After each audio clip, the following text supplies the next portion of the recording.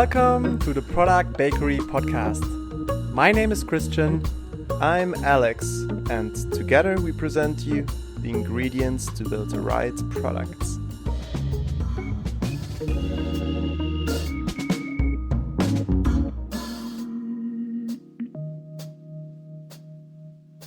So in this second round, we want to talk about the importance of a product strategy. And just to quickly reintroduce yourselves, we have Shilu here, who is working in the healthcare space. So she's working at Munich, which provides a healthcare app for people who are nurturing their grandparents, for example, to make their lives easier. As well as Pankei, who is working in the AI business and helps digitalize requirements with an AI-based automated requirement analysis. So yeah, we have a lot of product knowledge sitting here, and so we had a quick catch up before because you told me that just in Germany we have 4.5 million people who are getting nursed and taken care of by their families, which is a lot. So you called it actually a pandemic because it's happening everywhere in the world. So therefore I think we can maybe kick it off with the question, when we look at this market and this demand, why do product teams need a product strategy, or why not? They definitely need a product strategy. Come on. They definitely need one. Because it creates the vision and the road where people are trying to go. And that's what I've found from my team. So it explains the why. So my team is always asking me, with everything that we do, why are we doing this? And so the product strategy has to explain the why, and it has to explain the how. So you really need to know, what's the problem that you're trying to solve, whether it's a B2B or a B2C. I mean, we're doing B2C in this situation. It's an epidemic, not only in Germany, but around the world. But it could be a B2B solution that we heard earlier today. So what is the problem to solve? Who are you serving? Why are you doing this? That definitely needs to be in there. And who is in the market? Do you have a place in the market? Is it saturated? Are you new? Are you innovative? Are there new innovations coming up? ChatGPT is a competitor of ours today, and to know that. And then it has to really define the how. How are we going to be successful in the market? How do we launch it? How do we make sure that people are getting their hands on it, especially with B2C? What are our channels of distribution? Is it a purely like Instagram or Facebook, or are we going with partners to really scale? How do we monetize that? How do we operate it? So these are all questions that the product strategy has to answer, that really guides the team who is actually really thinking of the discovery part and implementing, launching it, getting it out there. So that's really important for me. I really think it's instrumental. Okay, what are your thoughts around the urgency or no urgency for the product strategy? Yeah, I mean, there's a strategy required for everything, even in life, So you want to go to vacation, you still need a strategy, else all beaches are booked, if you don't do it on time. So the idea is, yes, we need product strategy to validate, or let's say there are three pillars of it, One is business, which is vision, what you want to do. As she also said, customers, who is our audience, and the third is the competition, should we build this product or not, whether this product already exists, what are the differentiators, the product that we want to build, So for example, in our case, as you said, we have like a vision, like in our company, Dreamco, is to digitalize industrial requirements, I don't know how many of you have heard of industrial requirements. I don't know how many of you have heard of industrial requirements. Okay. How many of you have heard of tender analysis? Okay. Bid management, bidding process. Okay. So you see, we are already in a niche market. So we are trying to build a product that analyzes requirements from industrial documents. And we also identified ourselves as one of the key players, and we are kind of replacing the existing ones in the market. So idea is, in this case, we found a vacuum. We started this. We had this product discovery before. We made a product discovery for 2 years before we founded the company. So we went to the tender bid managers and understood how they make the bid, So the idea was, let's say one bid manager told me, we compare two documents, they get a version of document. They put it on the window, one page on this window, one page on this window, and they see the difference, what has been changed. The speed of rotation of a motor changes from 400 RPM to 600 RPM, and it brings huge penalty to the manufacturer if they don't know about it, So this is the product that we are building to identify what are the key requirements in the document that a manufacturer must fulfill, else there is a huge penalty cost because you cannot build it, So those kind of niche business we are in, and everything is run by state-of-the-art AI. I'm not a product manager as such. I am a research scientist by profession. I'm a PhD in machine learning and NLP. But as a startup, you have to do everything. So that's where I come from. And then definitely customers, we identified our audience, like who is our champion, So everyone must identify who is our champion. Our champion is a CFO of a manufacturing industry.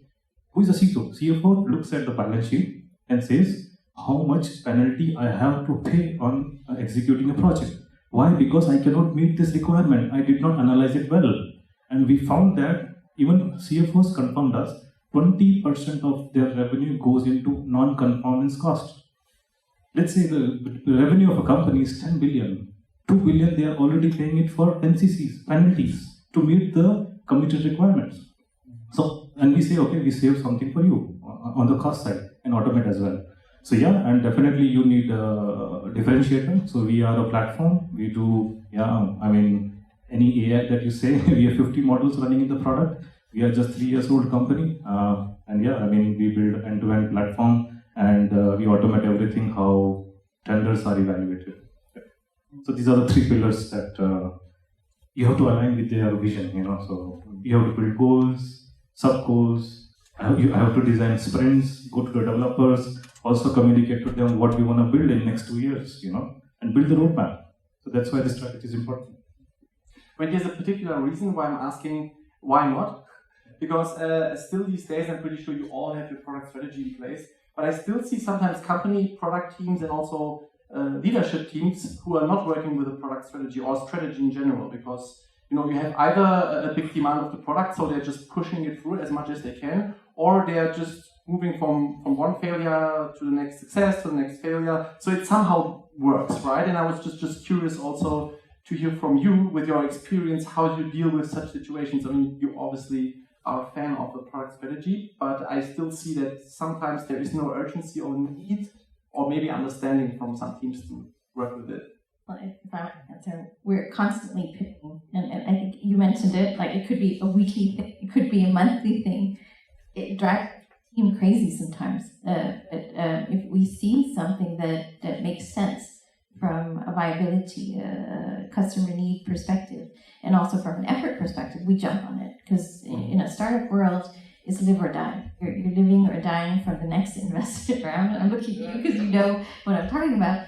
So, but I still think like a fundamental strategy and vision is important for the team, that they have like this lighthouse that you're looking at. And that's important. That's important that we still have the fundamentals in place, but maybe the nuances here and there, whether it should, like we've pivoted from going B2C down to B2B2C. Mm-hmm. And that happened quite quickly, and we had to jump on that. If we stuck with our product strategy, we would be losing. So it's a yes and no. It's a yes in terms of keeping that lighthouse and people engaged, but also you need to. I love the fact that we can pivot. I used to work in industry, and I used to hate that we couldn't pivot because we had to wait three months until we got the steering committee and got the approval from like a senior vice president. And now in a startup, we just decide we get the go right away, and I think that's great. Nice. And at which levels do you say is it important to have like a product strategy in place in the company? Well, my company is pretty small. We're like 18 people, so it's all of us. So everybody has to understand it all the time, and it's important that it's communicated and we talk about it, And it's the luxury of being in a startup that you can talk about it. It's a luxury, but it's also it's two-sided sword, because then everybody has a say in it as well. Yeah. How is it for you? Yeah, I mean, even we are smaller than you, so we are 15 around the globe. So I mean, the levels, I mean, founders, first thing. Second is like CEOs, if CEO is not a founder, and then until product managers, So this is the level that should be clear. And then sometimes to developers, the lead developers, it should be clear what is the strategy, where we are going to, whether we can actually implement what we are proposing in the strategy, or should we build it or not. Let's say someone says to me, can you build a translation for me? I would say no, because I know it, how much does it cost. And if there is already a big player in the market, I will not do that. And we cannot do that. So such strategy should be clear. What product features should be clear to almost everyone, to the tech guys also. Mm-hmm. And I mean, I think it's obviously a luxury to some extent to be that small, where I think advocating for it is also easier. I think like the more a company grows, it gets exponentially harder to make sure that everyone has the same understanding. Because like, I mean, you can have this one phrase or the mission and the vision laid out and then like breaking it down. But it still comes down to like everyone needs to have the same interpretation.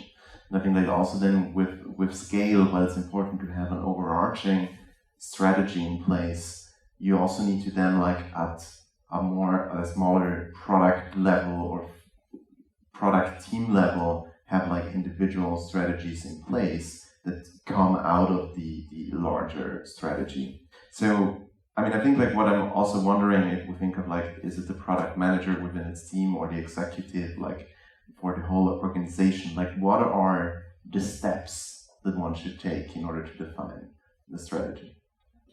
I mean, generally in startups like us, the higher management, we can say founders, generally they are tech or business people, they are involved in building strategies, even they are involved in creating the sprints, so how it flows is like you have to define your strategy, and our strategy is in industrializing digital requirements with AI. Let's say that's our strategy, and you can build sub goals to it.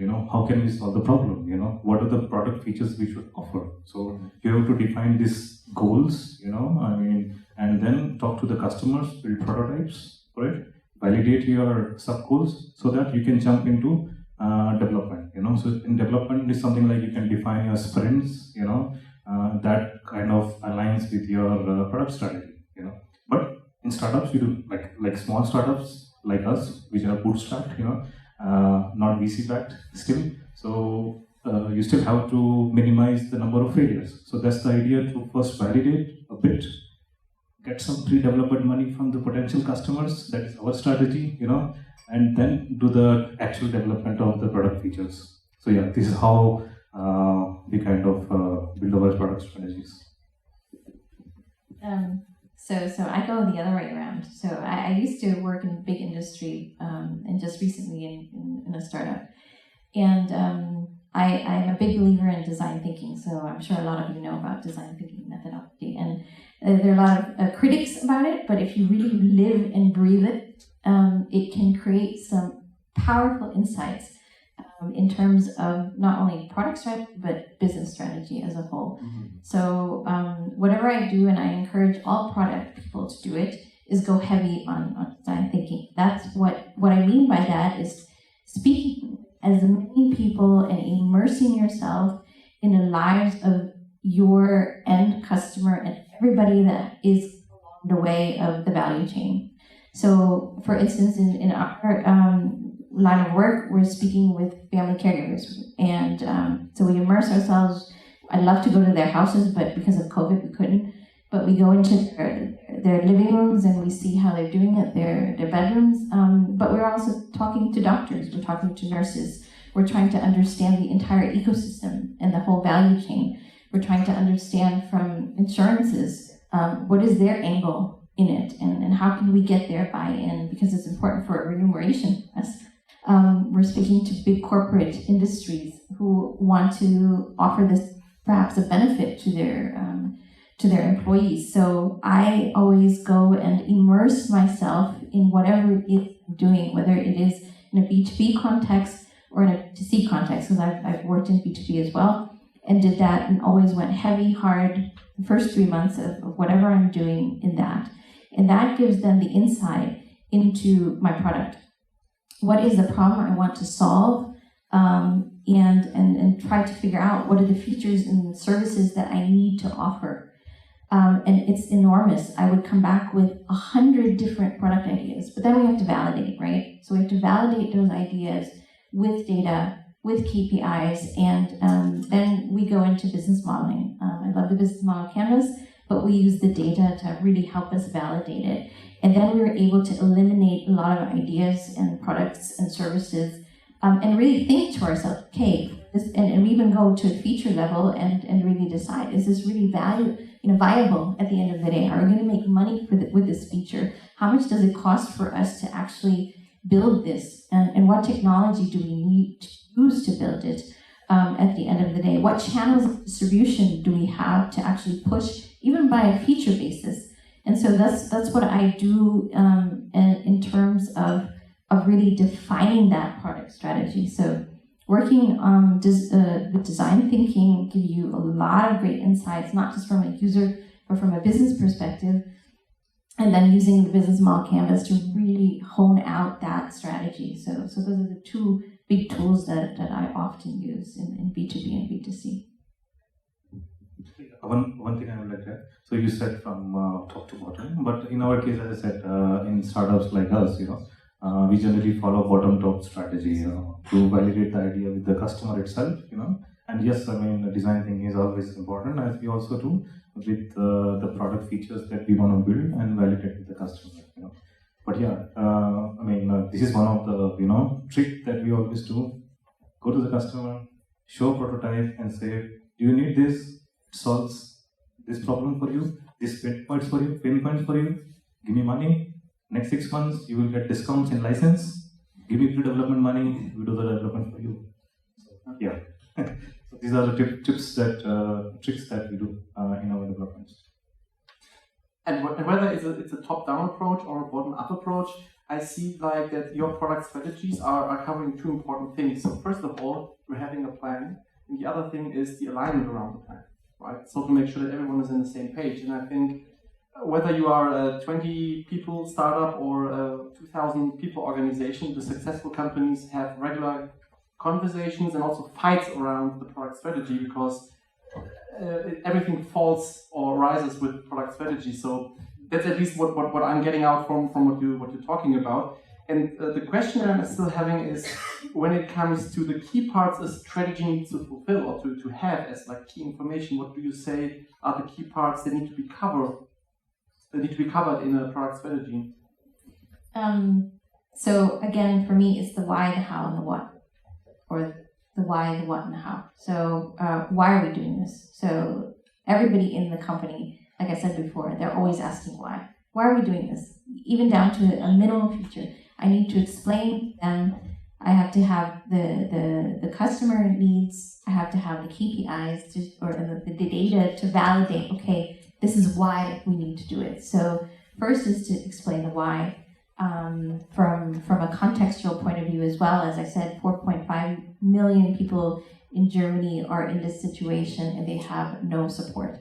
So looking at the industry, looking at the customer to explain the why.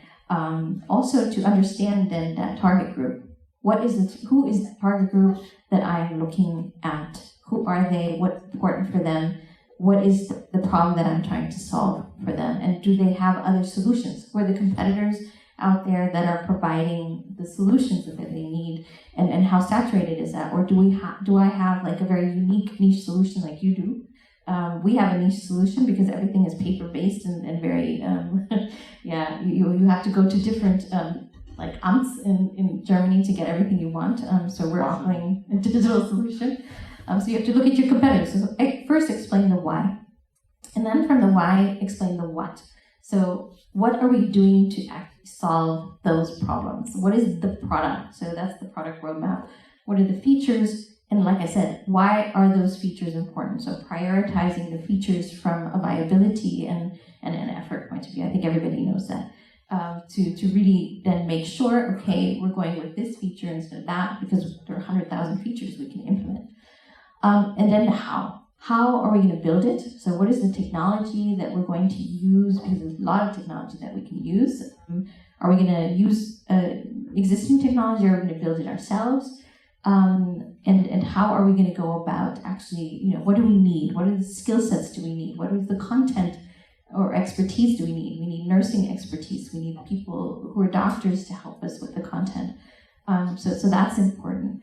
Also important, very important, is the monetization. How are we going to monetize so that this product succeeds and lives and doesn't die, and that we can continue to pay our employees and continue to exist is also important. That is important in the product strategy. And then how do you launch it? How do you bring it to market? Is it a marketing channel? Is it a partnership? Is it distribution? That's also important in the product strategy. And then how do you scale? So you can have a great product, but then how do you scale? And what do you need to operate to scale? Who are the people that you need to help service if something is going wrong? And so that whole operation, the first, second, third level support is critical. So those are all the information or the details that I always make sure is included in the product strategy. So I'm just having like this slide deck in front of my eyes that you were talking about. So I see like there's a business problem statement or problem statement in general. So you have then the market research, the target group or persona, so to say. Then you have profit and loss analysis as well. The business model, the go-to-market strategy. So these are the things that you try to cover while you developing the product strategy. Yes, and it's constantly evolving with us. Gets bigger. So as soon as we're done with it, we're starting on the next one. So every quarter, we're constantly involving it, and we're constantly communicating that to our team. Sometimes they're like, okay, but. How about you? Yeah, I mean, kind of similar. So, I mean, I would say business. First is like on the business aspects. What is the business model? Whether it's pay-per-use or like it's a subscription model, or how you want to sell it, or it's a perpetual licenses. So you have to think on the business term first, aligning with your vision. That is what I can say on business side, and on customer side. I mean, again, as I repeat, who is the audience? So, for example, I asked the question: how many of you use WhatsApp on mobile? Yes. Almost all. How many of you use WhatsApp on desktop browser? On desktop browser? Still some. Okay. So the majority or major audience is on mobile. So it's kind of one of the part of the strategy. What is nice to have and what is must have. Based on that, you can prioritize your customer needs. That's where you can focus on. Prioritize it. And then again, monetization. How you get the money to develop it? How can you validate it? So again, you have to think of what is the business model. You give the pre-development money. Again, I repeat, we give you discounts on the licenses when you buy. It means you will buy it. You will not run around. After just some customers linger. Say, okay, window shopping. I need this. Can you do this? You invest 2 months in developing a prototype, and then they say we don't need any more. But if you ask, well, you already take pre-development money, they will not go away. They will use into their business processes.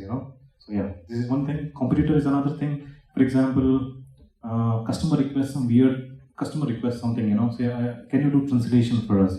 Because we also build on-premise solution. So our solution is a B2B, so we can deploy it on-premise or we can do it on cloud. So it's completely cloud agnostic.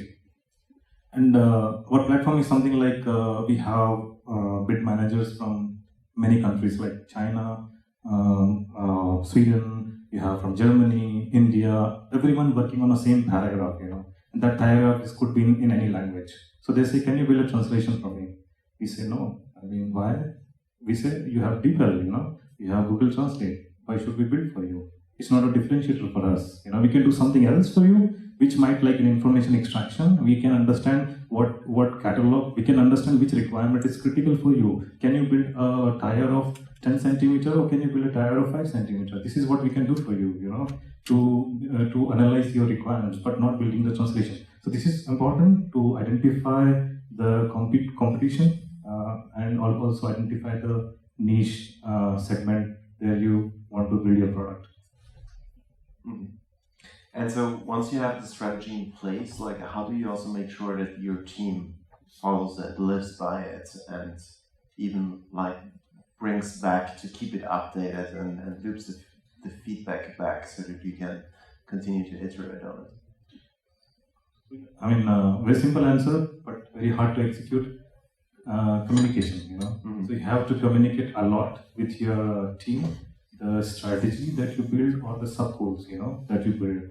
But it is always very hard, people doesn't follow, Answer is very easy to the continuous communication, iteration of your, let's say, feedbacks from the customer, usage from it, go to the development team, talk to them, discuss the personas, what is the user flow, how do they use the product.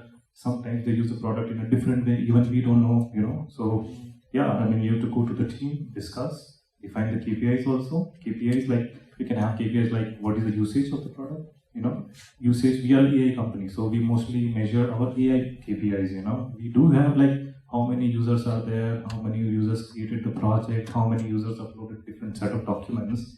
Yeah, the KPI is okay. But what is an AI KPI? Value proposition, Value proposition is like you have an AI tool, AI assistance to tender managers, how much assistance it has provided. Does it save any cost on you? Does it save any NCCs or penalties on you? So this is how we build our KPIs and communicate to the team also, so that they can better build the product in a way that AI assists the users and the customers. Yeah.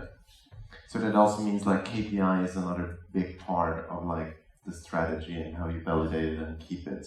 Yes, exactly. So KPI is kind of a gold standard that you measure that my strategy is validated by KPI, Else, I mean, it could be usage, it could be value proposition, in different dimensions, yeah. So as Pankaj mentioned, communication and KPIs. That's for us as well. So communication. I mean, that's all we do. For a management team, we constantly have to make sure that the team really understands it because it's always lost in translation. So by the time we've communicated the strategy in the morning, in the evening, it's lost. So we really try. We have weeklies. So we have a weekly meeting where everyone comes together and we discuss. If somebody doesn't understand anything, it's an opportunity to ask questions. And if they're too shy to speak in front of us, then they can write in a document or in Slack, and we're able to see that. So we constantly try to make sure that they understand the strategy. For us, we implemented this year OKRs. So if anybody hasn't done it, it's a strenuous process, but it is a very, very good process, I think, because it's very top down. So people are like, but it keeps the focus. It was also strenuous for me. I had to buy into this new process, but I see a lot of value because whatever the team is working on, it goes back to our key objectives. So we have 4 key objectives. One is acquisition, second is retention, third is monetization, and fourth is partnerships. And anything and everything that the teams do, and they can come up with their own ideas too, that's fine. It has to come back to reaching those key objectives. And that's where we also instill freedom. So we say to the team, okay, we want to increase our retention. And if they come up with an idea, great, because it's reaching that goal. And it gives them that motivation to be creative as well, instead of us being top down and saying, okay, this is what you need to do. Yeah. And that brings us actually to the last question for today, because you both mentioned that communication is key. And as product people, we obviously have to communicate into all directions, right? We have to talk to our engineering teams, design team, marketing, sales, obviously, but also upwards to the top management. And I'm wondering, what do you believe is the most important thing for a CEO or founder to give buy-in to the product strategy? So it's to listen. So I think it's really important for CEOs and co-founders to listen to the team, and it's great because they do. So we have two avenues. So we have this regular review, so they're involved in that, so they know what the team is doing and can give feedback, and also to be able to make sure that the team is fulfilling their expectations. The other side is, if the team realizes that a decision that was made isn't right, that they have the opportunity to speak up. And oftentimes they are right, and we have to listen to them. So in terms of buy-in, the CEO and the co-founders have to trust the team when they say, okay, well, this technology decision was not right, and so we have to make a different one. Or this feature isn't working. The KPIs are showing that only 5% of the users are using this particular KPI. Let's make that decision. Let's take it, as painful as it is. Let's take this feature out, because it's just no use from a maintenance point of view and no use from a customer point of view. So I would say is listening is the most important for getting buy-in. Yeah, one of the thing is listening, but another thing is to participate. So I'm in startup. So founders are like, yeah, they are hands-on as well. They are like some founders like on the sales side, some founders on tech side. So the founders should have understanding of what team is kind of trying to communicate. Technically as well. So let's say your team member comes and say, let's build a ChatGPT-like model. Then a founder or a manager or management of the management should have a interpretation as well as understanding. Should we do it or not? Can we validate it or not? How much cost it involves? Will it bring any differentiators? Will it bring more business to us? Can we compete with OpenAI? So such decisions founder should be able to make, and founder should also be able to find the right champions. So this is one of the things that has been successful for us. It's like finding the right champion. Champion is, as I said, who is the key user of the product. Who get the value proposition. For us, it's a CFO. CFO is, I look at the balance sheet. I get that much revenue, 10 billion revenue, but out of 10 billion, we as a company, as a customer, we are paying 2 billion euros just in NCCs or filling up the penalties. So that's where the founders have to kind of identify such champions, pitch them, they see the value of the product. They don't see the product, they see the value of the product. KPI, you define it. The KPIs, actually, you cannot calculate KPIs in just a year or something, especially with the AI product, because it learns over time and it brings more value as much as you use it. So,